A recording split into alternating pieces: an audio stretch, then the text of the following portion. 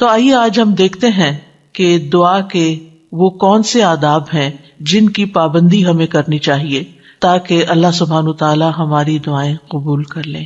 ہر کام کا ایک سلیقہ ہوتا ہے، ایک طریقہ ہوتا ہے، ایک قرینہ ہوتا ہے، ایک ادب ہوتا ہے، مینرز ہوتے ہیں، اور جب کوئی کام صحیح طریقے پر کیا جائے تو وہ صحیح نتائج بھی سامنے لاتا ہے۔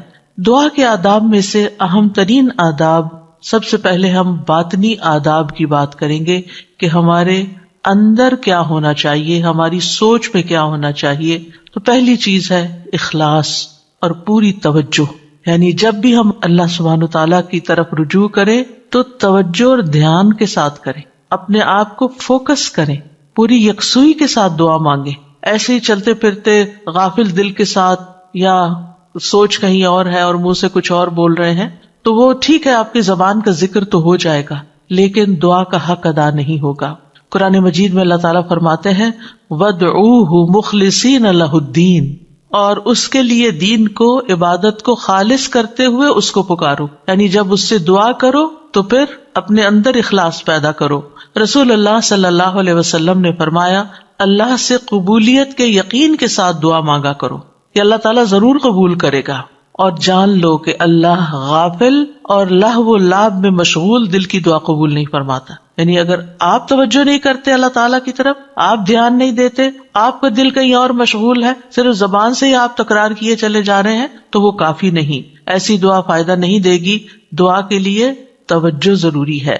عبد الرحمن بن یزید سے روایت ہے، وہ کہتے ہیں کہ ربیع جمعہ کے دن علقمہ کے پاس آیا کرتے تھے، جب میں وہاں نہ ہوتا تو ان کی طرف پیغام بھیج دیتے۔ تو ایک دفعہ جب وہ آئے، میں وہاں نہ تھا، تو علقمہ مجھ سے ملے، مجھ سے کہا کیا تم نے دیکھا نہیں کہ ربیع کیا بات کہتے ہیں؟ وہ کہتے ہیں کیا تم دیکھتے نہیں کہ لوگ کتنی زیادہ دعائیں کرتے ہیں اور ان کی کتنی کم قبول ہوتی ہیں؟ یہ اس لیے ہوتا ہے کہ اللہ عز و جل خالص دعاؤں کے علاوہ کوئی اور دعا قبول نہیں کرتا۔ یعنی جب تک آپ خالص ہو کے توجہ کے ساتھ دعا نہیں کرتے تو وہ اپنے ہدف تک نہیں پہنچتی، اس کا مقصد پورا نہیں ہوتا، کیونکہ وہ آپ صرف کہہ رہے ہوتے ہیں، مانگ نہیں رہے ہوتے۔ تو آپ کو مانگنا ہے، اور مانگنے کے لیے عاجزی بھی چاہیے، مانگنے کے لیے دل کی تڑپ بھی چاہیے اور خلوص بھی چاہیے، اور بار بار کی تکرار بھی چاہیے اور اصرار بھی چاہیے۔ وہ کہتے ہیں کہ میں نے کہا کیا عبداللہ نے بھی یہی نہیں کہا؟ انہوں نے پوچھا کہ عبداللہ نے کیا کہا ہے؟ انہوں نے کہا کہ عبداللہ نے بیان کیا کہ اللہ کسی لوگوں کو سنانے والے، یعنی جو شخص کسی کو سنانے کے لیے دعا کرتا ہے، ریاکار اور ہنسی مذاق سے دعا کرنے والے کی دعا قبول نہیں کرتا، صرف اس دعا کرنے والے کی دعا قبول کرتا ہے جس کے دل سے دعا نکلتی ہے، خلوص کے ساتھ دعا نکلتی ہے۔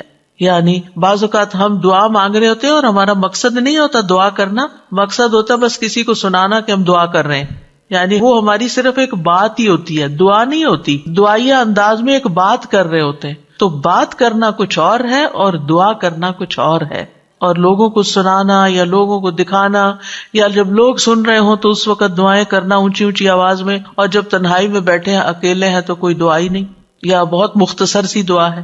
تو باطنی آداب میں سے کیا ہے کہ جب ہم اکیلے ہوں، تنہائی میں ہوں، پھر ہم اللہ سے کیا باتیں کرتے ہیں، کتنی توجہ کے ساتھ بات کرتے ہیں۔ دوسری بات یہ ہے کہ سچے دل سے دعا کرنا۔ امام احمد بن حنبل رحمہ اللہ سے کہا گیا کہ ہمارے اور رحمان کے عرش کے درمیان کتنا فاصلہ ہے؟ سوال کیا کسی نے، یعنی کتنا فاصلہ ہے یہاں سے عرش تک کا؟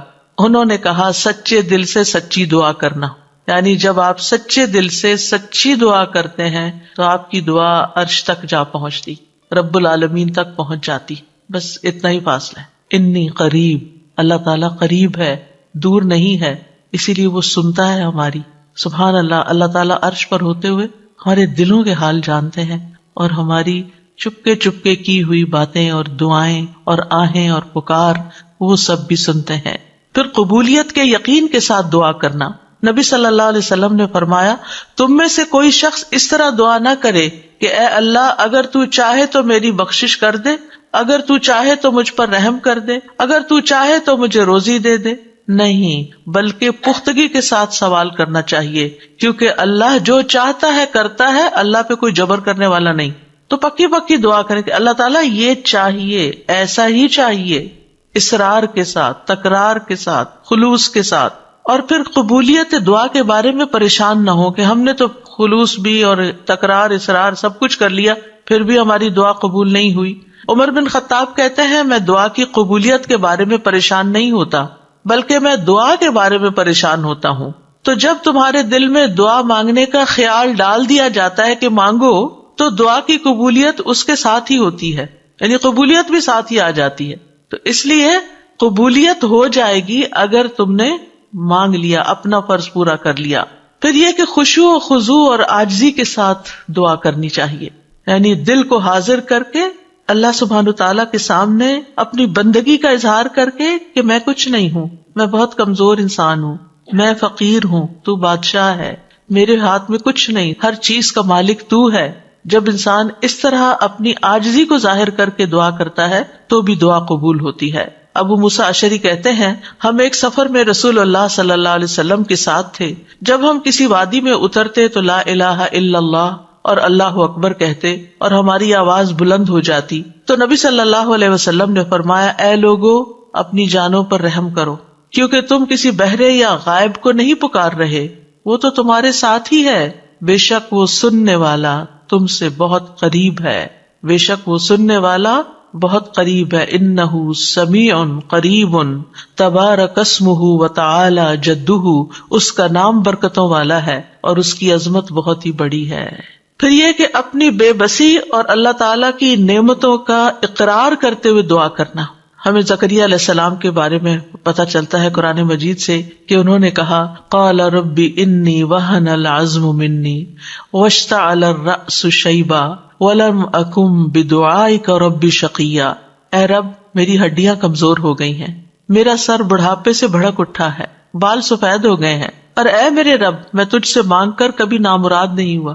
یعنی میرے اینڈ پر کوئی چیز کام نہیں کر رہی لیکن تیرے اینڈ پہ سب کچھ کام کرتا ہے، لہذا میں ابھی بھی مایوس نہیں ہوں.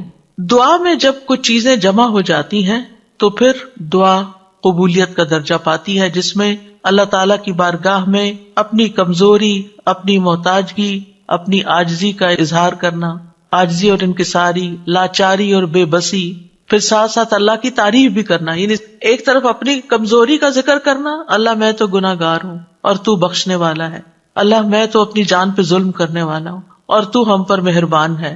یعنی ایک طرف اپنی کمزوری کا اظہار اور دوسری طرف اللہ کی رحمت اور اللہ تعالیٰ کی بہترین صفات کا اقرار، وہ ساتھ ساتھ چلے. پھر اس کی نعمتوں کا اقرار کہ اللہ تو نے مجھے یہ بھی نعمت دی میرے مانگے بغیر، تو نے مجھے یہ بھی عطا کر دیا میرے مانگے بغیر، تو مجھے یہ بھی عطا کر دے. یعنی پھر اپنی حاجت رکھے. یعنی اس سے دعا کے اندر ایک خوبصورتی پیدا ہو جاتی ہے. یعنی مانگنے والے کا جو انداز ہوتا ہے اس پر بھی بہت ڈیپینڈ کرتا ہے. اب دیکھیں ایک شخص آپ کے پاس آتا ہے اور روڈلی بات کرتا ہے اور اپنی کوئی ضرورت بتاتا ہے، آپ کیا کریں گے؟ ٹھہر جاؤ، کرتے ہیں تو ہماری خبر لیتے ہیں. آپ شاید کر بھی لیں کچھ اس کے لیے لیکن اس محبت سے نہیں. ایک شخص آتا ہے، وہ بڑی محبت سے آپ سے بات کرتا ہے، آپ کے احسانات کا ذکر کرتا ہے، آپ کی کوئی تعریف کر دیتا ہے اور اس کے بعد اپنی کوئی ضرورت رکھتا ہے تو آپ اپنے وسعت سے بڑھ کے بھی شاید اس کی مدد کرتے. تو جب بندے اور بندے کے بیچ میں یہ معاملہ ہے تو جو اصل بادشاہ ہے اس کا کتنا حق بنتا ہے کہ ہم اس کی نعمتوں کا اقرار کریں، اس کی تعریف کریں اور سچے دل سے اس کی حمد و ثنا بیان کریں. اور پھر خاص طور پر یہ کہ انسان اپنے گناہوں کا اعتراف کرے کہ یا اللہ میں گناہ گار ہوں. ایک تو ہوتا نا جو اوپر اوپر سے ہم کہتے رہتے ہیں ہم تو بڑے گناہ گار ہیں، وہ والا گناہ گار نہیں، جو اصلی والا اپنے کسی گناہ کو یاد کر لیں، یا اللہ مجھ سے یہ بھی زیادتی ہوئی ہے، میرے منہ سے یہ لفظ نکل گئے تھے، فلاں شخص کو میں نے ہرٹ کر دیا تھا، یا اللہ میری نماز لیٹ ہو گئی تھی، مجھے قرآن بھی صحیح نہیں پڑھنا آتا، میں نے پتہ نہیں اور کون سی غلطیاں کی ہیں جو مجھ سے زیادہ تو جانتا ہے، میں تو کر کے بھی بھول چکی ہوں لیکن تو معاف کرنے والا ہے. حضرت سلیمان علیہ السلام نے کیا کیا تھا؟ رب اغفر لی وہب لی ملکا لا ينبغی لأحد من بعدی، اے میرے رب مجھے بخش دے. پہلے اپنی بخشش مانگی، گناہوں کا اعتراف کیا اور پھر اس کے بعد مجھے ایسی بادشاہت عطا کر جو میرے بعد کسی اور کے لیے نہ ہو. تو یہ اقرار بڑا ضروری ہے. فاعترفت بذنبی، اللہ میں اپنے گناہوں کا اعتراف کرتا ہوں. اور پھر آپ دیکھیے گڑ گڑا کے دعا مانگنی چاہیے، تضرعا وخفیہ. سورۃ الاعراف میں آتا ہے ادعوا ربکم تضرعا وخفیہ انہ لا يحب المعتدین. اپنے رب کو گڑ گڑا کے اور خفیہ چپ کے پکارو، بے شک وہ حد سے بڑھنے والوں سے محبت نہیں کرتا. یعنی حد سے بڑھنا کیا ہے کہ بہت چیخ چلا کے دعا کرنا، یا پھر یہ کہ انسان وہ چیزیں مانگنے لگے کہ جو اس کو زیب نہیں دیتی. تضرع جو ہوتا ہے اس میں رونا بھی شامل ہوتا ہے، اپنی عاجزی اور انکساری کا اظہار بھی ہوتا ہے، اور اصرار بھی ہوتا ہے. تضرع گڑ گڑانے کے معنوں میں یہ ساری چیزیں شامل ہیں. یعنی انسان اس طرح اپنے آپ کو اپنے رب کے سامنے بے بس پیش کرے اور اس کے الفاظ ایسے ہوں کہ اس کے اندر سے دل کی ساری خرابیاں نکل جائیں. یعنی I am nothing، اے اللہ میں کچھ نہیں ہوں. and you mean it، کہ واقعی انسان سمجھے کہ میں بہت کمزور ہوں، غلطیوں کا پتلا ہوں، لیکن پھر بھی میں تیرے در پہ آیا ہوں. تو بادشاہ ہے، تو مجھے خالی ہاتھ نہیں لوٹائے گا، میری تجھ سے ہی امیدیں ہیں ساری. آپ دیکھیے نبی صلی اللہ علیہ وسلم سے بڑھ کر کون عبادت گزار تھا؟ سب سے زیادہ عبادت تو نبی صلی اللہ علیہ وسلم نے کی، لیکن بدر کے دن ان کا اللہ تعالیٰ کے آگے رونا اور گڑ گڑانا اور پھر اپنے ہاتھوں کو اٹھا اٹھا کے دعا کرنا وہ ہم سب جانتے ہیں. صحیح مسلم میں آتا ہے غزوہ بدر کے موقع پر اللہ کے نبی صلی اللہ علیہ وسلم قبلہ رخ ہوئے، پھر دعا کے لیے اپنے ہاتھوں کو اٹھایا اور اپنے رب سے گڑ گڑا کے دعا مانگنا شروع کی. اللہم انجز لی ما وعدتنی، اللہم آتی ما وعدتنی، اللہم ان تہلک ہذہ العصابۃ من اہل الاسلام لا تعبد فی الارض. اے اللہ میرے لیے اپنے کیے ہوئے وعدے کو پورا فرما، اے اللہ اپنے وعدے کے مطابق معاملہ فرما. اے اللہ اگر اہل اسلام کی یہ جماعت ہلاک ہو گئی تو زمین پر تیری عبادت نہ کی جائے گی. اور یہ صرف ایک دفعہ جملہ نہیں انہوں نے بولا، بار بار یہی کہتے تھے اللہ اپنے وعدوں کو پورا کر دے، اللہ اپنے وعدے پورے کر دے. آپ صلی اللہ علیہ وسلم برابر اپنے رب سے اپنے ہاتھ دراز کیے ہوئے، ہاتھ اٹھا کے قبلے کی طرف منہ کر کے دعا مانگتے رہے، یہاں تک کہ آپ کی چادر آپ کے شانے سے گر پڑی. یعنی کندھے پہ جو چادر اڑی تھی وہ نیچے گر گئی، یعنی اتنا ہاتھ اٹھایا کہ وہ چادر بھی گر گئی. بس ابو بکر رضی اللہ عنہ آپ کی طرف آئے، آپ کی چادر کو اٹھایا، اسے آپ کے کندھے پہ ڈالا، پھر آپ کے پیچھے سے آپ کو لپٹ گئے اور عرض کیا اللہ کے نبی آپ کی اپنے رب سے دعا کافی ہو چکی، ان قریب وہ آپ سے کیے ہوئے اپنے وعدے کو پورا فرمائے گا. اگر ہم سے کسی نے وعدہ کیا ہو کہ میں تمہارا یہ کام کر دوں گا، اگر ہم سے اللہ نے وعدہ کیا ہو کوئی کہ یہ ہو جائے گا، تو پھر اس کے بعد ہماری دعائیں کتنی ہوگی؟ ہم تو دعا ہی نہیں کریں گے، ہم کہیں گے وہ تو آلریڈی کانٹریکٹ ہو چکا ہے، وعدہ ہو چکا ہے، اب تو ہو ہی جائے گا نا، بس ہو ہی جائے گا، اب کیا فکر، اب ٹکٹ لے لی ہے، ویزا لگ گیا ہے، اب تو عمرے پہ جانا پکا ہو گیا، ہو ہی جائے گا.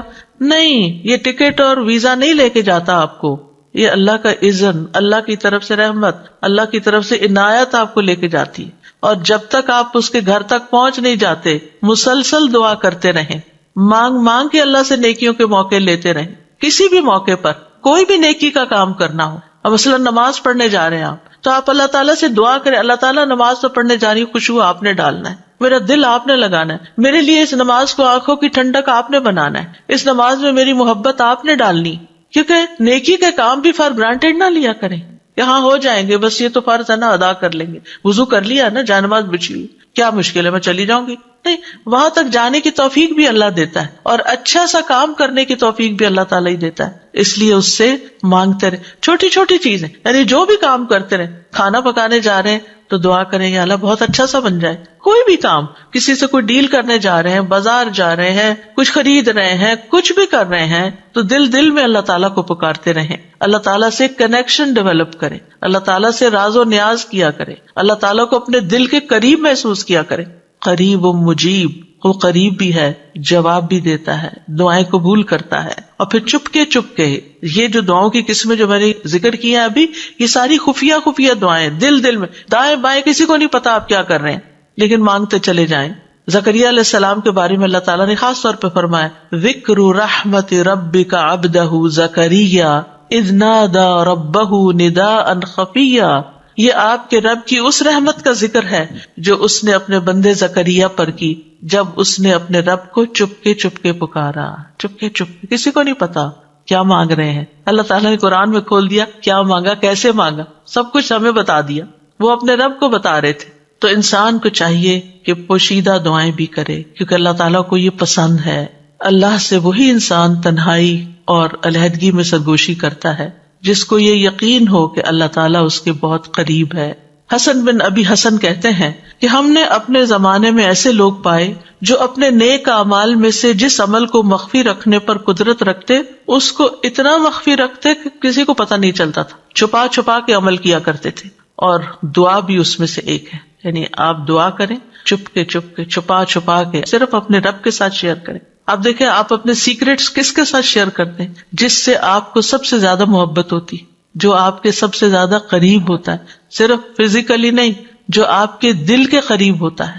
تو اللہ سے بڑھ کر ہمارے دل کے قریب کون ہو سکتا ہے؟ اور اللہ سے بڑھ کر ہمیں محبت کس سے ہونی چاہیے؟ سب سے زیادہ محبت بھی اسی سے، اور سب سے زیادہ قربت کا احساس بھی اسی کے ساتھ، اور پھر سب سے زیادہ راز و نیاز بھی اسی کے ساتھ، مناجات بھی اسی کے ساتھ. تو جب انسان چپ کے دعا کرتا ہے تو اس کے بہت سے فائدے ہوتے ہیں. ایک تو انسان کے ایمان میں اضافہ ہوتا ہے کہ اللہ تعالیٰ خفیہ دعا سنتا ہے.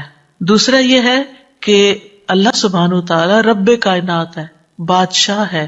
کسی بادشاہ کے دربار میں جا کے آپ کیسے بات کرتے ہیں؟ کس ٹون کے ساتھ، کتنا لاؤڈ. کبھی کسی کو دیکھا کہ کسی ڈگنیٹری کے پاس جا کے چیخ چلا کے بات کر رہا ہو؟ اللہ سبحانہ وتعالیٰ کے سامنے تو ہمارا ادب اور احترام اور بھی زیادہ ہونا چاہیے. یعنی اللہ سے محبت کا مطلب یہ نہیں کہ ہم پھر اللہ تعالیٰ سے ایسے باتیں کریں جیسے کسی بچے سے باتیں کر رہے ہیں، جیسے اپنے بچوں سے لاڈ کر رہے تھے، ایسے تھوڑی. ادب، احترام. پھر آپ دیکھیے کہ جب انسان چپ کے اور ادب احترام کے ساتھ بات کرتا ہے تو اس میں اخلاص بھی زیادہ ممکن ہوتا ہے. تو یہ چند آداب تھے باطنی آداب. اب ظاہری آداب. ظاہری آداب میں آپ دعا تو کبھی بھی کہیں بھی مانگ سکتے ہیں، وضو ہو یا نہ ہو. لیکن اگر آپ کی کوئی خاص دعا ہے، کوئی خاص حاجت ہے، کوئی خاص بات ہے، تو پھر آپ باوضو ہو کے، پاک صاف ہو کے اللہ تعالیٰ کی حضور فارملی بیٹھ کے نماز پڑھ کے پھر خاص طرح دعا کریں. یعنی یہ مستحب عمل ہے، فرض نہیں ہے، لازم نہیں ہے. کیونکہ آپ دیکھیے کہ جب انسان باوضو ہوتا ہے نا تو اس کی کیفیت اور ہوتی ہے. تو اس اچھی کیفیت کے ساتھ آپ جب مانگتے ہیں تو قبولیت کے زیادہ امکانات ہوتے ہیں. لیکن اگر کوئی وضو نہ کر سکے کوئی حرج نہیں. ابو عامر رضی اللہ عنہ جب شہید ہوئے تو ابو موسیٰ اشعری رضی اللہ عنہ نے آ کر نبی صلی اللہ علیہ وسلم کو خبر دی اور کہا کہ ابو عامر نے کہا تھا کہ آپ صلی اللہ علیہ وسلم کے پاس جا کر کہنا کہ میرے لیے استغفار کریں. تو اب وہ شہید ہو چکے ہیں. آپ نے پانی طلب کیا، وضو فرمایا، پھر اپنے ہاتھ اٹھا کر دعا کی، اے اللہ ابو عامر کی مغفرت فرما. کیا ہمیں اگر کوئی دعا کے لیے کہتا ہے، ہم نے بھی کبھی ایسا اہتمام کیا؟ پھر ہم اپنی اور رسول اللہ صلی اللہ علیہ وسلم کی امت کے لیے جو خیر خواہی ہے اس کا فرق دیکھ لیں کہ کوئی اگر ہمیں کہتا ہے کہ ہمارے لیے دعا کر دیں تو ہم اس کو الٹا بوجھ سمجھ لیتے ہیں. اور اس حدیث سے یہ بھی پتہ چلتا ہے کہ کسی کو اپنی بخشش کی دعا کے لیے کہنے میں کوئی حرج نہیں، اور خاص طور پر اپنے قریبی دوستوں اور اپنے بچوں کو یہ وصیت بھی کرنی چاہیے کہ خصوصاً مرنے کے بعد ہماری بخشش کی دعا ضرور کریں. سب سے بہترین تحفہ جو ہم کسی میت کو بھیج سکتے ہیں وہ اس کے لیے دل سے کی ہوئی بخشش کی دعا ہے. آج کل تو بس ایک رواج چل پڑا ہے کہ کوئی فوت ہوتا ہے گروپ میں ڈال دیتے ہیں اور سارے اٹھا کے کٹ پیسٹ کر کے دعائیں پیسٹ کرتے جاتے ہیں اور فارغ ہو جاتے ہیں، اور بیٹھ کے آرام سے سکون سے توجہ سے دعا نہیں کرتے کہ جانے والے کو اس وقت پتہ نہیں کیسی ضرورت ہوگی ہماری دعا کی. تو ہمارے خلوص کا یہ تقاضا ہے کہ ہم اپنے پیاروں کے لیے بہت اہتمام کے ساتھ دعا کریں کہ ہم دنیا میں ہوں یا نہ ہوں، اور خصوصاً جب والدین چلے جائیں دنیا سے تو وہ اور زیادہ ہماری دعاؤں کے محتاج ہو جاتے ہیں. پھر اسی طرح دعا کرتے وقت قبلہ رخ ہو جانا افضل ہے، یہ بھی مستحب ہے. نہ ہو کوئی بات نہیں، کسی بھی جگہ کسی بھی طرف رخ کر کے آپ دعا کر سکتے ہیں. نبی صلی اللہ علیہ وسلم نے ایک جمعہ کے دن بارش کی دعا مانگی تھی. اس وقت آپ کا چہرہ مشرق کی طرف تھا، قبلے کی طرف نہیں، کیونکہ آپ جمعے کا خطبہ دے رہے تھے. تو جمعے کے خطبے میں پھر اپوزٹ ڈائریکشن پہ انسان کھڑا ہوتا ہے، تو آپ نے دیر اینڈ دین دعا مانگی. لیکن اوور آل آپ دیکھیے کہ جب آپ عبادت کے وقت قبلہ رخ ہو کے بیٹھتے ہیں تو اس سے ایک پازیٹیو انرجی آپ کے اندر سے آتی، آپ کو ایک فیلنگ آتی ہے، آپ کا فوکس بڑھ جاتا ہے. قبلہ ہے بھی کس لیے؟ ایک فوکس کے لیے نا، آرگنائز کرنے کے لیے نمازوں کو، کہ پوری دنیا کے جو نمازی ہیں وہ ایک ہی طرف رخ رکھے. اور اسی لیے آپ دیکھیں کہ جب ہم حرم شریف جاتے ہیں، کعبہ کے پاس جاتے ہیں، تو کتنی پازیٹیو انرجی لے کر آتے ہیں. ہماری سوچیں، ہمارے خیال، ہمیں سارے غم بھول جاتے ہیں، ساری پریشانیاں دور ہو جاتی ہیں، اور ایک اور خاص طرح کی انرجی ہمارے اندر آ جاتی ہے. تو اس لیے بہتر ہے کہ قبلے کی طرف منہ کر لیں، نہیں ہے تو کوئی بات نہیں. علی بن ابی طالب سے روایت ہے، ایک مرتبہ ہم رسول اللہ صلی اللہ علیہ وسلم کے ساتھ سفر پر روانہ ہوئے. جب ہم ہرہ میں اس سیراب کی ہوئی زمین پر پہنچے جو سعد بن ابی وقاص کی ملکیت میں تھی، تو رسول اللہ صلی اللہ علیہ وسلم نے فرمایا میرے لیے وضو کا پانی لاؤ. جب نبی صلی اللہ علیہ وسلم وضو کر چکے تو قبلہ رخ ہو کر کھڑے ہو گئے. اللہ اکبر کہہ کے فرمایا، اے اللہ، ابراہیم جو تیرے بندے اور تیرے خلیل تھے، انہوں نے اہل مکہ کے لیے برکت کی دعا کی تھی، اور میں محمد تیرا بندہ اور تیرا رسول ہوں صلی اللہ علیہ وسلم. میں تجھ سے اہل مدینہ کے حق میں دعا مانگتا ہوں کہ اہل مدینہ کے مد اور سا میں اہل مکہ کی نسبت دگنی برکت عطا فرما دے. مد اور سا پیمانے ہیں جن سے ناپ کے تول کی چیزیں دی جاتی تھی. کس طرح نبی صلی اللہ علیہ وسلم نے اہتمام کے ساتھ دعا مانگی اور ابراہیم علیہ السلام کی پریکٹس کو سامنے رکھتے ہوئے اس کا ایک طرح سے واسطہ دیتے ہوئے کہ آپ نے ان کی دعا بھی سنی تھی، مدینہ والوں کے لیے میری دعا سنیں. اور آپ اس برکت کو محسوس کرتے ہیں جب آپ وہاں جاتے ہیں. یہاں اس حدیث سے کیا پتہ چلتا ہے کہ آپ نے دعا کے لیے وضو بھی کیا اور دعا کے لیے قبلہ رخ بھی ہوئے، یعنی دونوں کام کی توجہ اور فوکس اور ایک ادب کے تقاضے کے تحت. ضروری نہیں کہ ہر وقت کیا جائے، لیکن کیونکہ اس وقت آپ نے نماز نہیں پڑھائی کوئی، خالی دعا کے لیے آپ نے یہ اہتمام کیا. پھر اسی طرح یہ کہ ہاتھ پھیلا کے ہاتھ اٹھا کے دعا کرنی چاہیے. رسول اللہ صلی اللہ علیہ وسلم نے فرمایا، بے شک تمہارا رب تبارک و تعالی بڑی شرم والا اور بڑے کرم والا ہے. اس کو اس بات سے شرم آتی ہے کہ اس کا کوئی بندہ اس کے آگے ہاتھ پھیلائے اور وہ ان کو خالی لوٹا دے. یعنی آپ ہاتھ کرتے ہیں آگے تو خالی نہیں لوٹاتا، وہ آپ کو عطا کرتا ہے. اچھا، بعض لوگ تو کیا کرتے ہیں، ایسے مٹھیاں بند کر کے ایک مٹھی کے نیچے دوسرا ہاتھ، اتفاق سے نظر پڑ جاتی ہے. کچھ لوگ نماز کے بعد ایسے بیٹھے ہوتے ہیں اور دعا کر رہے ہوتے ہیں. کچھ لوگ تو یہ ہے کہ ہاتھ سے اٹھاتے ہیں تو بس اس طرح ڈھیلے ڈھالے سے چھوڑ دیتے ہیں. تو کم از کم اتنے تو اٹھائیں کہ آپ کی بازو کو محسوس ہو کہ آپ کے ہاتھ اٹھے ہوئے ہیں، اور اوپر تو آپ جتنا چاہیں پھر لے جائیں. پھر اسی طرح ایک اور روایت میں ہے، رسول اللہ صلی اللہ علیہ وسلم نے فرمایا، جب تم اللہ سے سوال کرو تو اپنے ہاتھوں کی ہتھیلیوں کے ساتھ مانگا کرو، ہاتھ پھیلایا کرو. ہاتھوں کی پشت سے نہیں مانگو، الٹے ہاتھ سے نہیں دعا کرنی کہ آپ کے ہاتھ نیچے کی طرف ہو، یعنی ہتھیلی اندر ہو. جیسے کوئی چیز کسی سے مانگتے ہیں یہ لیتے ہیں، ایسے لینے والے انداز میں. پھر اسی طرح حمد و ثنا اور درود پڑھ کر دعا کرنی چاہیے. دعا مانگنے سے پہلے اللہ تعالیٰ کی خوب حمد و ثنا، تعریف اور اللہ تعالیٰ کی تسبیح اور اللہ تعالیٰ کی بڑائی بیان کرنی چاہیے، اور اللہ تعالیٰ کے اچھے اچھے ناموں کا واسطہ دے کر اللہ سے دعا کرنی چاہیے. پھر نبی صلی اللہ علیہ وسلم پر درود بھیج کر اللہ تعالیٰ سے سوال کرنا چاہیے.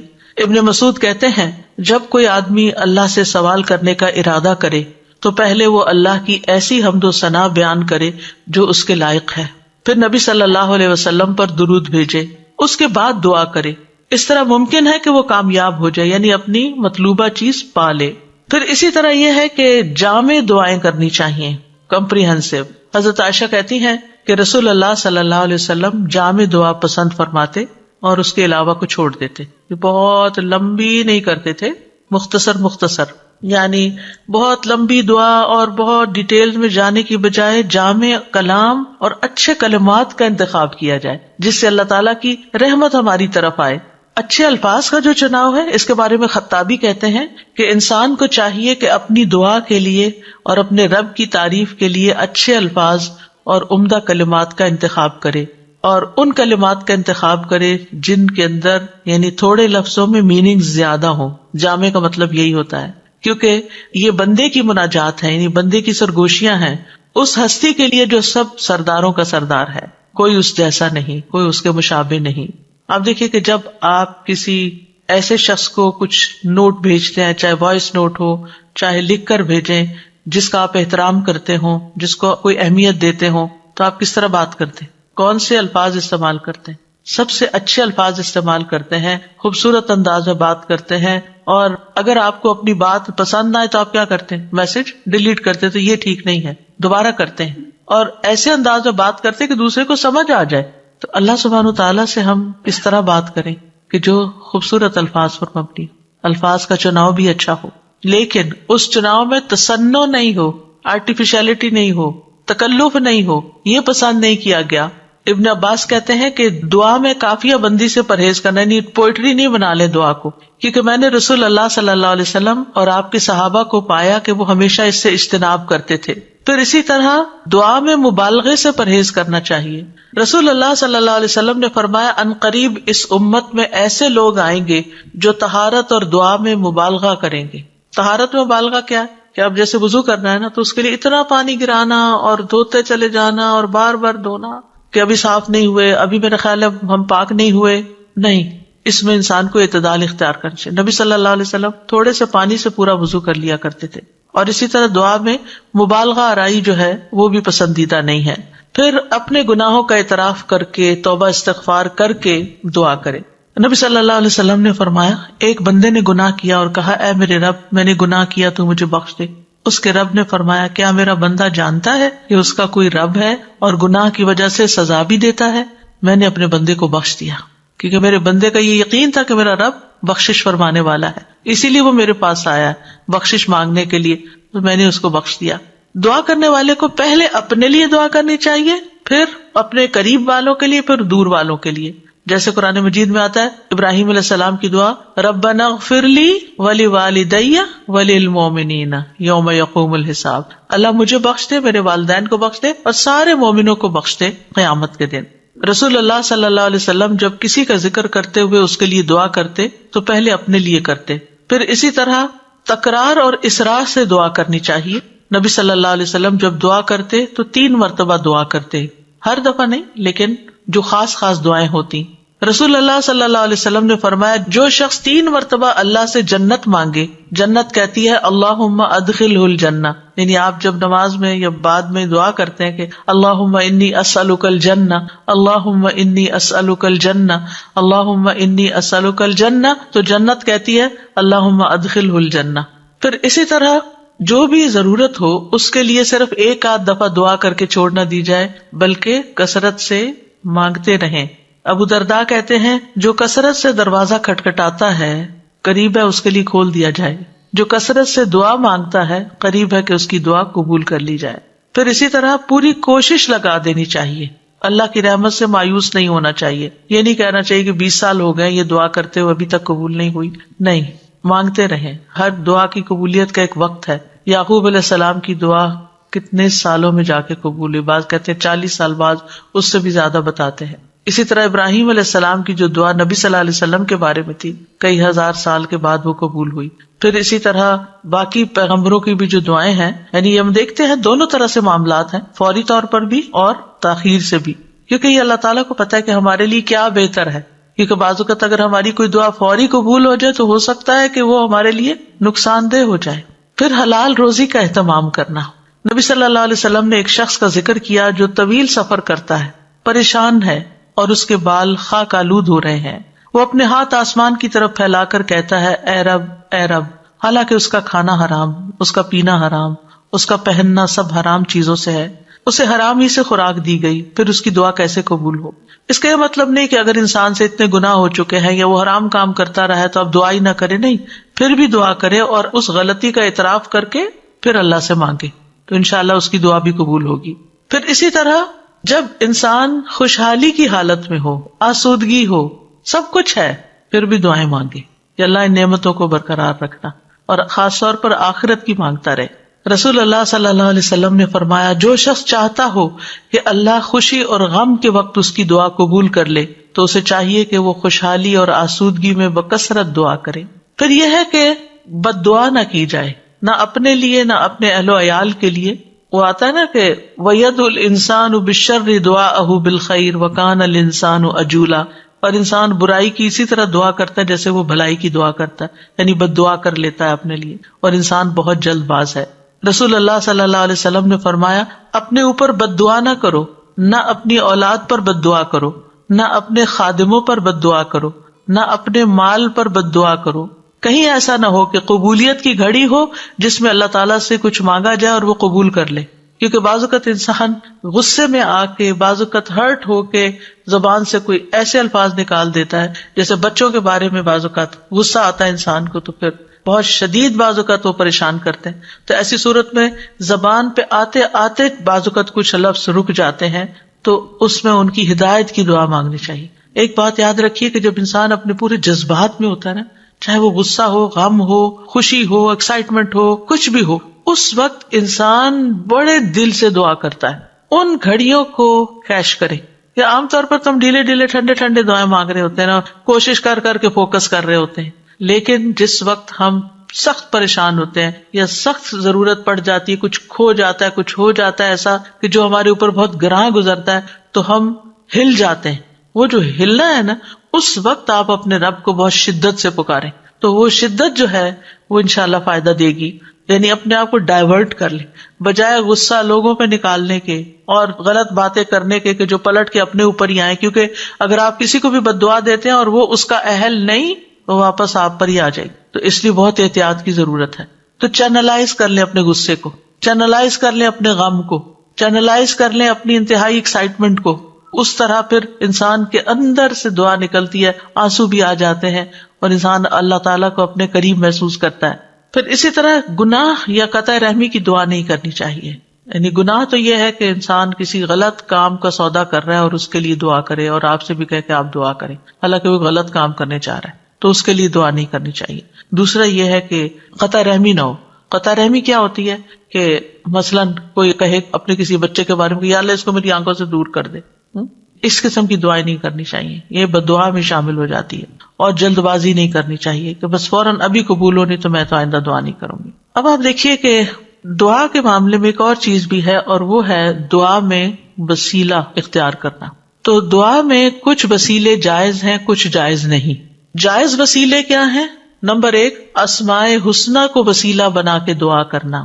قرآن مجید میں آتا ہے وَلِلَّهِ الْأَسْمَاءُ الْحُسْنَى فَادْعُوهُ بِهَا, اور سب اچھے نام اللہ ہی کے ہیں, سو اسے ان کے ساتھ پکارو, اچھے ناموں کے ساتھ. مثلا ہم یہ کہیں کہ یا حی یا قیوم برحمتک استغیث, اب یہاں اللہ کے ناموں کو وسیلہ بنایا اور رحمت مانگی. یا ذا الجلال والاکرام, یا من بیدہ ملکوت السماوات والارض, یا رب ربنا, یا رب العالمین, یا ارحم الراحمین, یا اللہ یا رحمان یا رحیم, یا اللہ یا کریم, یا وہاب, رزق مانگنا تو یا رزاق. اس طرح اللہ تعالیٰ کے ناموں کو وسیلہ بنا کے آپ دعا کر سکتے ہیں. کچھ تو وہ نام ہے جن میں اسم اعظم بھی ہے, اور نبی صلی اللہ علیہ وسلم نے ان ناموں کے ساتھ دعا کی ہے جو مشہور یا حی یا قیوم وغیرہ. لیکن یہ ہے کہ چونکہ ایک عمومی ہدایت ہے کہ اللہ کے ناموں کے ساتھ دعا کی جائے, تو کسی بھی نام کو جو آپ کو بہت اچھا لگتا ہے, اللہ تعالیٰ کی کوئی بھی پیاری صفت, اس کے ساتھ اللہ کو پکار کے آپ اللہ تعالیٰ سے دعا کریں, کیونکہ یہ بھی ایک محبت کا اظہار ہوتا ہے نا. جس سے آپ محبت کرتے ہیں اس کے آپ ہر نام سے ہی پیار کرتے ہیں, بلکہ نئے نئے نام رکھتے رہتے ہیں. یا قریب یا مجیب بھی کہہ سکتے ہیں. پھر فرشتے بھی آپ دیکھیں کہ اللہ کے ناموں کو وسیلہ بنا کر دعا کرتے ہیں. الذین یحملون العرش ومن حولہ یسبحون بحمد ربہم ویؤمنون بہ ویستغفرون للذین آمنوا, کیا کہتے ہیں, ربنا وسعت کل شیء رحمتا وعلما, اے ہمارے رب تو نے ہر چیز کو اپنی رحمت اور علم سے گھیر رکھا ہے. تو یہ اللہ کے ناموں کو وسیلہ بنا رہے ہیں ایک طرح سے. اس کے بعد کہتے ہیں فاغفر للذین تابوا, اللہ جو توبہ کرتے ہیں, واتبعوا سبیلک, تیرے رستے پہ چلتے ہیں, ان کو بخش دے, وقہم عذاب الجحیم, اور انہیں جہنم کے عذاب سے بچا لے. انبیاء علیہ السلام بھی اللہ کے ناموں کا وسیلہ اختیار کرتے ہیں. حضرت سلیمان نے عرض کیا تھا قال رب اغفر لی وہب لی ملکا لا ينبغی لأحد من بعدی انک انت الوہاب, تو بہت عطا کرنے والا ہے, تو مجھے بھی عطا کر. پھر اسی طرح یوسف علیہ السلام نے دعا کی تھی رب قد آتیتنی من الملک وعلمتنی من تأویل الاحادیث فاطر السماوات والارض انت ولی فی الدنیا والآخرہ توفنی مسلما والحقنی بالصالحین. تو یہاں پر فاطر السماوات والارض یہ اللہ تعالیٰ کے نام لیا گیا ہے. نبی صلی اللہ علیہ وسلم کو بھی جب کوئی مشکل پیش آتی تو آپ فرماتے یا حی یا قیوم برحمتک استغیث. اور یہ قبولیت کے اسباب میں سے ہے اللہ کے ناموں کے ساتھ دعا کرنا جو ہے. رسول اللہ صلی اللہ علیہ وسلم مسجد میں داخل ہوئے تو دیکھا گیا کہ ایک شخص نے اپنی نماز پوری کر لی اور تشہد میں بیٹھا ہے اور کہہ رہا ہے اللہم انی اسألک یا اللہ الاحد الصمد الذی لم یلد ولم یولد ولم یکن لہ کفوا احد ان تغفر لی ذنوبی انک انت الغفور الرحیم. آپ صلی اللہ علیہ وسلم نے 3 بار فرمایا اس کو بخش دیا گیا ہے. یعنی اس دعا کے ساتھ آپ دیکھیں کہ اس میں اخلاص بھی ہے نا, یا اللہ الاحد الصمد الذی لم یلد ولم یولد ولم یکن لہ کفوا احد. یہ سورۃ اخلاص کا حصہ ہے. ان تغفر لی ذنوبی، میں توحید خالص کا اقرار کر کے اپنے گناہوں کی معافی مانگتا ہوں. پھر یا ذی الجلال والاکرام کو لازم پکڑ لینا چاہیے. نبی صلی اللہ علیہ وسلم نے فرمایا ان ناموں کے ساتھ چمٹے رہو، یعنی روزانہ ان ناموں کے ساتھ اللہ تعالیٰ سے دعا کرنی چاہیے. پھر یہ کہ ادب کے ساتھ اس کی صفت بیان کرتے ہوئے دعا کرنی چاہیے. پھر رب کے وسیلے سے دعا کرنی چاہیے. یعنی ابو درداء کہتے ہیں اللہ تعالیٰ مومنوں پر رحم فرمائے، وہ مسلسل یہی کہتے رہے ربنا ربنا ربنا ربنا، یہاں تک کہ ان کی دعا قبول کر لی گئی. اپنے نیک اعمال کو وسیلہ بنا کے دعا کرنا، یعنی یہ وسیلہ دے سکتے ہیں ہم. اور اس کی دلیل وہ غار والے ہیں جو غار میں پھنس گئے تھے. 3 لوگ انہوں نے اپنے اپنے نیک عمل کو وسیلہ بنا کر دعا کی تو غار کے دروازے یا دھانے سے بھاری پتھر ہٹ گیا جو 3 لوگ مل کے بھی ہٹا نہیں پا رہے تھے. پھر اپنے ایمان لانے کو وسیلہ بنا سکتے ہیں. الذین یقولون ربنا اننا آمنا فاغفر لنا ذنوبنا وقنا عذاب النار. جو لوگ کہتے ہیں اے ہمارے رب، بے شک ہم ایمان لے آئے تو ہمارے لیے ہمارے گناہوں کو بخش دے، یعنی ہمارے ایمان کی وجہ سے ہمارے گناہوں کو بخش دے اور ہمیں آگ کے عذاب سے بچا لے. پھر زندہ نیک لوگوں کی دعا کے ساتھ وسیلہ پکڑنا، یعنی ان سے دعا کروانا. نیک لوگوں میں سے اگر کوئی آدمی زندہ ہے، آپ کے والدین ہیں، سارا وقت عبادت میں لگے رہتے ہیں، کوئی غیبت چگلی نہیں کرتے ادھر ادھر، نانا نانی دادا دادی بزرگ ہو جاتے ہیں نا، یا والدین بھی بزرگ آپ کے پاس ہیں، اور آپ دیکھتے کہ سارا دن یا وہ تسبیح کر رہے ہیں یا وہ قرآن پڑھ رہے ہیں یا وہ نمازیں پڑھ رہے ہیں، اور عمر کے اس حصے میں پہنچ گئے ہیں کہ اب وہ کوئی برا کام نہیں کرتے، تو ان سے بھی خاص دعا کروانی چاہیے. یعنی ان کے پاس جا کر کہنا آپ ہمارے لیے دعا کریں یا ان سے دعا کروائیں، تو یہ دراصل آپ ان کا وسیلہ پکڑ رہے ہیں ایک طرح سے، یہ بھی وسیلہ ہے. مثلاً آپ کہہ سکتے ہیں کہ آپ میرے لیے دعا کریں اللہ تعالیٰ مجھے بخش دے، یا اگر رزق کا معاملہ ہے تو رزق، یا شفا چاہیے تو اللہ تعالیٰ سے دعا کریں اللہ تعالیٰ میری بیماری دور کر دے، یا جو بھی کوئی مسئلہ ہو. یا اسی طرح یہ کہ اگر بارش نہیں برس رہی ہے اور کوئی لوگوں کے لیے پرابلم ہو رہی ہے تو ان سے کہہ سکتے ہیں کہ وہ بھی خاص دعا کریں. حضرت عمر رضی اللہ عنہ جو تھے، رسول اللہ صلی اللہ علیہ وسلم کے چچا عباس کی دعا کو انہوں نے وسیلہ بنایا تھا. انس بن مالک کہتے ہیں جب کبھی عمر رضی اللہ عنہ کے زمانے میں قحط پڑتا تو عمر رضی اللہ عنہ عباس بن عبد المطلب کے وسیلے سے دعا کرتے تھے اور فرماتے اے اللہ، پہلے ہم تیرے پاس اپنے نبی کا وسیلہ لایا کرتے تھے تو پانی برساتا تھا، اب ہم اپنے نبی کے چچا کو وسیلہ بناتے ہیں تو ہم پر پانی برسا، یعنی ان سے بھی دعا کرواتے. تو انس رضی اللہ عنہ کہتے ہیں چنانچہ انہوں نے ایک دفعہ ایسے کیا تو خوب بارش برس پڑی. تو یہ جو کسی سے جا کے کہنا کہ آپ دعا کریں، اس میں کوئی حرج نہیں، لیکن صرف ایک رسم بنا لینا، ہر وقت دعا کے لیے کہتے رہنا، آپ دوسرے کے لیے دعا شروع کر دیں، فرشتہ آمین کہے گا وہ آپ کو وہی لگ جائے گی، یعنی اس کو ایک رسم نہ بنائیں. یعنی لوگوں نے شدت اختیار کر لی ہے، یعنی ایکسٹریم پہ چلے گئے، یا ہر وقت یہی کہتے رہتے ہیں بس دعا کریں دعا کریں دعا کریں، یا پھر دوسری طرف کہتے کسی کو بھی نہ کہیں دعا کریں. تو یہ دونوں چیزیں ٹھیک نہیں، اعتدال میں رہیں. ایک عورت اپنے بچے کو لے کر نبی صلی اللہ علیہ وسلم کی خدمت میں حاضر ہوئی اور عرض کیا اے اللہ کے نبی، اس کے حق میں اللہ سے دعا کیجیے، اور میں 3 بچوں کو دفن کر چکی ہوں، یعنی اس سے پہلے میرے 3 بچے فوت ہو چکے ہیں، آپ اس کے لیے دعا کیجیے. آپ نے پوچھا تم نے 3 بچوں کو دفن کیا ہے؟ اس نے کہا ہاں. آپ نے فرمایا تم نے پھر جہنم سے ایک مضبوط بندش باندھ لی ہے، یعنی اللہ تعالیٰ تمہارے لیے ان بچوں کی وجہ سے آگ سے تمہیں بچا لے گا. تو یہ دعا کا ایک طرح سے وسیلہ بن گیا. اب کچھ وسیلے ناجائز بھی ہیں تو ان کا بھی پتہ ہونا چاہیے. ان میں سے فوت شدہ نیک آدمی کو وسیلہ بنانا، اس کی ممانعت ہے. کیوں؟ اس لیے کہ وہ نہیں ہماری باتیں سنتے، وہ ہمارا حال نہیں جانتے.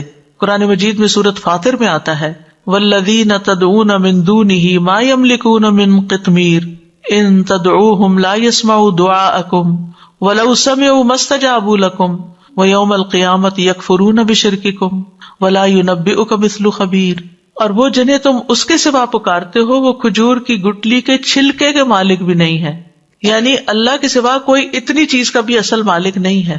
یہ ہم مانتے ہیں ہمارے پاس جو کچھ اللہ نے ہمیں دے رکھا ہے. فرمایا اگر تم انہیں پکارو تو وہ تمہاری پکار سنتے ہی نہیں، یہ جو لوگوں نے ایک ڈھنگ بنا رکھا ہے نا، بزرگوں کی قبروں پہ جا کر ان سے کہتے ہیں آپ ہمارے لیے دعا کریں، بھئی وہ فوت ہو چکے ہیں، وہ کیسے سن سکتے ہیں؟ آپ کو اگر کوئی بے ہوش کر دے تو آپ کو کوئی بات نہیں سنائی دیتی، آپ سوئے پڑے ہو تو آپ کو سنائی نہیں دیتی، تو آپ فوت ہو کے کیسے کسی کی باتیں سننا شروع ہو گئے؟ اور اگر وہ سن بھی لیں تو تمہیں جواب نہیں دے سکتے، اگر وہ سن لیں، اللہ چاہے تو کسی کو بھی سنوا سکتا ہے۔ اور خاص طور پر جب میت کا حساب کتاب ہو رہا ہوتا ہے شروع میں، تو اس وقت وہ جوتوں کی چاپ وغیرہ سنتا ہے۔ اگر اس وقت کوئی کہے کہ اس وقت میں اس نیک انسان سے کہتا ہوں اور یہ سن رہا ہے کیونکہ جوتوں کی چاپ سن رہا ہے تو میری بات بھی سن لے گا، مستجابوا لکم، وہ تمہیں جواب نہیں دے سکتے، تمہارے لیے کچھ کر نہیں سکتے۔ اس وقت ان کو اپنی پڑی ہے، ان کا تو اپنا امتحان ہونے لگا ہے، وہ تمہارے لیے کہاں سے دعائیں کریں گے؟ اور قیامت کے دن تمہارے اس شرک کا انکار کر دیں گے، اور آپ کو خوب خبر رکھنے والے اللہ کی مانند کوئی بھی خبر نہیں دے سکتا۔ یہ اللہ تعالیٰ نے آپ کو بتایا ہے کہ یہ ممکن نہیں کہ مردے سے آپ جا کے کہو کہ آپ ہمارے لیے دعا کریں۔ اچھا، بعض لوگ کہتے ہیں وہ شہید ہوتے ہیں، تو شہید وہ ہوتے ہیں اور مردہ نہیں کہتے اس کو، لیکن ان کا بھی تعلق ہماری دنیا سے نہیں ہے، وہ اپنی جنتوں میں ہے۔ قرآن مجید میں ایسے لوگوں کی مذمت کی گئی ہے جو اپنے اور رب کے بیچ میں غیر اللہ کو وسیلہ بناتے ہیں۔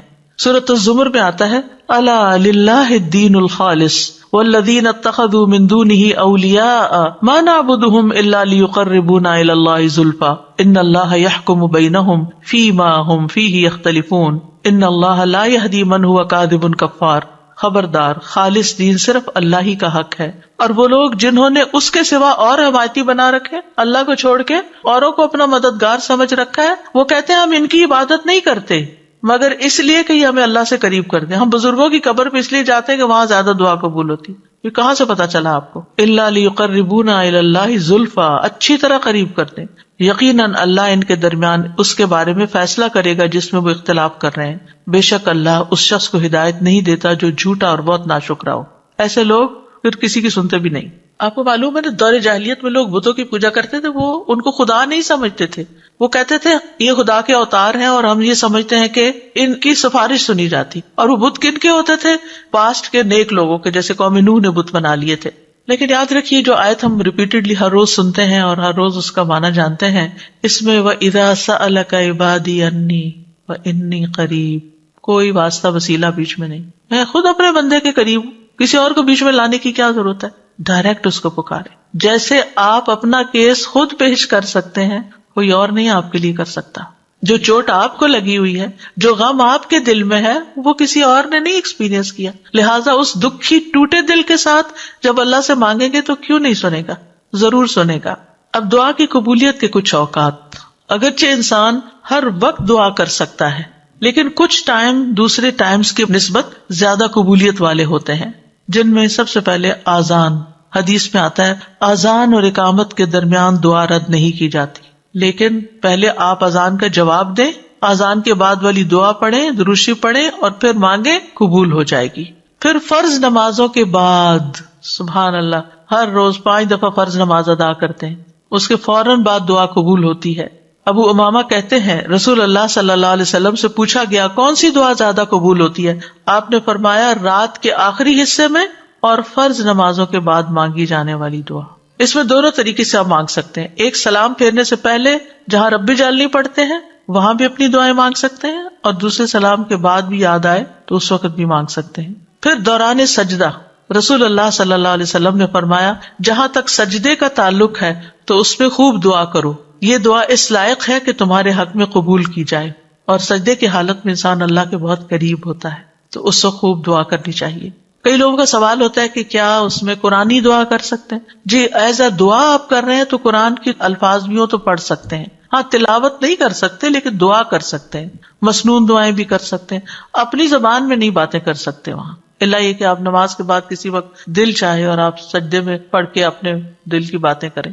پھر رات کا آخری حصہ، فجر یا اذان سے پہلے کا وقت، نبی صلی اللہ علیہ وسلم نے فرمایا تمام اوقات سے زیادہ بندہ پچھلی رات میں رب کے سب سے زیادہ قریب ہوتا ہے، بس اگر تم سے ہو سکے تو تم اس گھڑی کو یاد کرنے والوں میں سے بن جاؤ، تو ضرور بن جاؤ، یعنی اس وقت تم ضرور اللہ کو یاد کرو، اس وقت دعائیں کرو۔ پھر جمعہ کے دن ایک خاص گھڑی، ابو ہریرہ روایت کرتے ہیں رضی اللہ عنہ کہ رسول اللہ صلی اللہ علیہ وسلم نے جمعہ کے دن کا تذکرہ کیا، آپ نے فرمایا اس میں ایک گھڑی ایسی ہے کہ کہ کوئی مسلمان بندہ نماز پڑھتے ہوئے اللہ سے جو بھی مانگتا ہے اسے ضرور عطا کر دیا جاتا ہے. اب یہ کون سی گھڑی ہے؟ اس کے بارے میں ایک تو یہ اوپینین ہے کہ دن کا کوئی بھی حصہ ہو سکتا ہے. دوسرا یہ ہے کہ امام جب خطبے کے لیے ممبر پر آ جاتا ہے. پھر ایک یہ کہ عصر کے بعد سے لے کے مغرب کے بیچ میں آتی ہے. پھر لیلۃ القدر میں دعا کرنا. عرفہ کے دن حاجیوں کے لیے عرفہ کا دن ہم بھی کر لیں تو کیا حرج ہے؟ اگر ان کی سنی جا رہی ہے تو رب ہماری بھی سن رہا ہے. لیکن وہ تو چونکہ مشقت اٹھا کے وہاں پہنچے ہیں تو اس لیے وہ زیادہ قریب ہیں. نبی صلی اللہ علیہ وسلم نے فرمایا بہترین دعا وہ ہے جو عرفہ کے دن مانگی جائے. حضرت عائشہ کہتی ہے کہ رسول اللہ صلی اللہ علیہ وسلم نے فرمایا اللہ عرفہ کے دن سے زیادہ کسی دن اپنے بندوں کو آگ سے آزاد نہیں کرتا اور اللہ اپنے بندوں کے قریب ہوتا ہے. پھر فرشتوں کے سامنے اپنے بندوں پر فخر فرماتے ہوئے کہتا ہے یہ سارے بندے کیوں آئے ہیں یہاں؟ گھر بار چھوڑ کے مال خرچ کر کے اتنی تکلیف اٹھا کے یہاں کس لیے جمع ہے؟ تو ہم سب جانتے ہیں کہ آج کیوں کرتے ہیں کہ اللہ تعالیٰ ہمیں بخش دے اور ہم سے راضی ہو جائے اور ہمارا فرض بھی ادا ہو جائے. پھر اسی طرح بارش کے وقت کی دعا، یعنی جب بارش ہو رہی ہے اور آپ لوگ بڑے خوش قسمت ہیں کہ یہاں اکثر بارش ہوتی رہتی ہے، برف بھی پڑتی ہے، تو اس وقت پریشان ہونے کی بجائے دعا کرنا شروع کر دیا کریں. آپ ڈرائیونگ کر رہے ہیں، بارش برسنا شروع ہو گئی، دعائیں شروع کر دیں. پھر مصیبت کے وقت، جس سے پہلے بھی میں نے عرض کیا نا کہ جب انسان جذبات کی پیک پہ ہوتا ہے تو اس وقت اس کے الفاظ اور ہی طرح کے ہوتے ہیں. رسول اللہ صلی اللہ علیہ وسلم نے فرمایا اگر مسلمان پر کوئی مصیبت آئے اور وہ اللہ کے حکم کے مطابق کہے انا للہ و انا الیہ راجعون اللہم اجرنی فی مصیبتی واخلف لی خیرا منہا، اے اللہ مجھے میری مصیبت میں اجر دے اور میرے لیے اس کا بہترین نعم البدل عطا فرما، تو اللہ اس کو اس سے بہتر عطا فرماتے ہیں. اور جب بھی دل پہ غم کی گھٹا چھائے کسی بھی تکلیف کی وجہ سے، دیر اینڈ دین یہی دعا کیا کریں اللہم اجرنی فی مصیبتی واخلف لی خیرا منہا، اللہ اس مصیبت پر تو مجھے اجر دے اور اس سے بہتر نعم البدل عطا کر دے. پھر اسی طرح زمزم پیتے وقت رسول اللہ صلی اللہ علیہ وسلم نے فرمایا زمزم کا پانی اس مقصد کے لیے ہے جس کے لیے وہ پیا جائے. پھر تلاوت قرآن کے بعد کی دعا. پھر مرغ کی آواز سنتے وقت، کیونکہ اس وقت وہ فرشتے کو دیکھ رہا ہوتا ہے. پھر مریض اور میت کے پاس رسول اللہ صلی اللہ علیہ وسلم نے فرمایا جب تم مریض یا میت کے پاس جاؤ تو اچھی بات کہا کرو، کیونکہ فرشتے تمہاری بات پر آمین کہیں گے، یعنی اس وقت دعائیں کرنی چاہیے. ام سلمہ کہتی ہیں کہ رسول اللہ صلی اللہ علیہ وسلم ابو سلمہ جو ان کے ہسبینڈ تھے ان کی میت پر تشریف لائے. ان کی آنکھیں کھلی رہ گئی تھی، آپ نے انہیں بند کیا اور فرمایا جب روح قبض ہو جاتی ہے تو آنکھیں اس کا پیچھا کرتی ہیں، یعنی روح جب لے کے جاتے ہیں فرشتے تو آنکھیں پیچھے پیچھے دیکھتی ہیں، اس کا جسم کا ایک حصہ چلا گیا یعنی اس کی روح چلی گئی تو اس کو کیا کرنا چاہیے؟ آنکھیں بند کر. اور ویسے بھی آپ دیکھیں اگر باڈی اکڑ جائے اور میت کی آنکھیں کھلی رہتی تو بڑا خوفناک سا سین ہو جاتا ہے. اسی دوران گھر کے کچھ لوگ رونے چیخنے لگے تو آپ نے فرمایا اپنے متعلق خیر ہی کی دعا مانگا کرو، رونے کا فائدہ نہیں، اچھی دعا مانگو کیونکہ فرشتے تمہاری دعا پر آمین کہتے ہیں. پھر وہ لوگ جن کی دعائیں قبول ہوتی ہیں ان میں مجاہد فی سبیل اللہ اور حج اور عمرہ کرنے والا. رسول اللہ صلی اللہ علیہ وسلم نے فرمایا اللہ کے راستے میں غازی اور حج کرنے والے اور عمرہ کرنے والے اللہ کے وفد ہیں، ڈیلیگیشنز ہیں اللہ کی طرف جانے والے. اللہ نے انہیں بلایا تو انہوں نے اس دعوت کو قبول کر لیا اور پھر انہوں نے اللہ سے مانگا تو اللہ نے ان کو عطا کر دیا. پھر مظلوم، مسافر اور والد کی دعا. نبی صلی اللہ علیہ وسلم نے فرمایا 3 قسم کے لوگوں کی دعائیں قبول ہوتی ہیں اور ان کی قبولیت میں کوئی شک و شبہ نہیں. نمبر 1 مظلوم کی دعا، اس میں مثال ہے نوح علیہ السلام کی. مسافر کی دعا، اس میں مثال ہے موسیٰ علیہ السلام کی. اور والد کی اپنی اولاد کے لیے دعا، ابراہیم علیہ السلام کی. اسی طرح اولاد جو اپنے والدین کے لیے دعا کرتی ہے. نبی صلی اللہ علیہ وسلم نے فرمایا جنت میں آدمی کا درجہ بلند کر دیا جاتا ہے تو وہ کہتا ہے کہ یہ کیسے ہوا؟ کہا جاتا ہے تمہاری اولاد کے تمہارے حق میں استغفار کے سبب، تمہاری اولاد تمہارے لیے دعائیں کر رہی تھی اس لیے تمہیں اپ گریڈ کر دیا گیا. پھر اسی طرح کسی کی غیر موجودگی میں اس کے لیے دعا کرنا، یعنی منہ پہ تو لوگ دعائیں دے ہی دیتے ہیں لیکن جب آپ سامنے ہی نہیں ہے، آپ کو خبر ہی نہیں ہے تو آپ کے لیے کوئی دعا کر رہا ہے، وہ بہت ویلیوبل دعا ہے. پھر روزے دار کی دعا جب تک کہ وہ افطار نہ کر لے. پھر اللہ کا کثرت سے ذکر کرنے والا اور عادل حکمران. پھر وضو اور اللہ کا ذکر کر کے سونے والا، اس کی دعا. وہ شخص جو رات کو آنکھ کھلنے پر یہ دعا پڑھے، اس کے کارڈ بھی چھپے ہوئے ہیں، لا الہ الا اللہ وحدہ لا شریک لہ لہ الملک و لہ الحمد وہو علی کل شیء قدیر الحمد للہ وسبحان اللہ ولا الہ الا اللہ واللہ اکبر ولا حول ولا قوۃ الا باللہ ثم قال، پھر کہے اللہم اغفر لی، اے اللہ مجھے بخش دے. یا پھر کوئی اور دعا مانگے تو وہ بھی قبول ہوگی.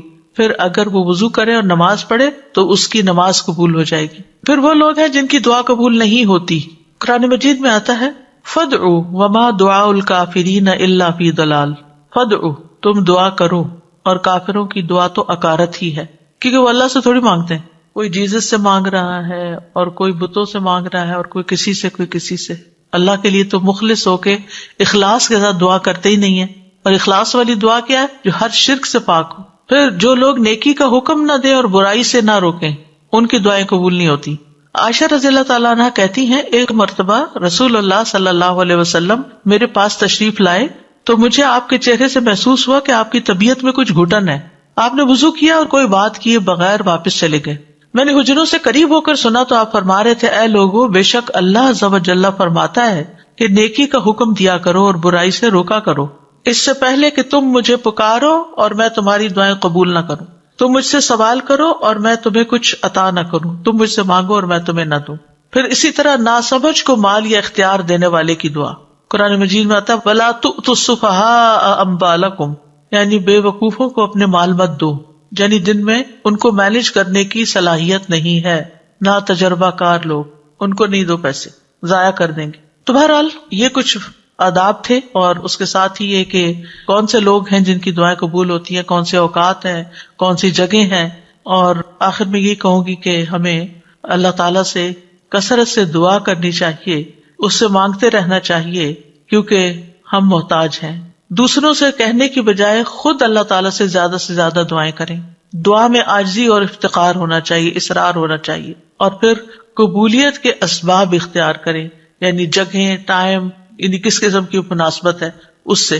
تو اللہ تعالیٰ سے دعا ہے کہ وہ ہمیں دعا کرنا سکھا دے اور ایسی دعائیں کرنے کی توفیق دے جو ہمارے لیے قبولیت کا باعث ہوں.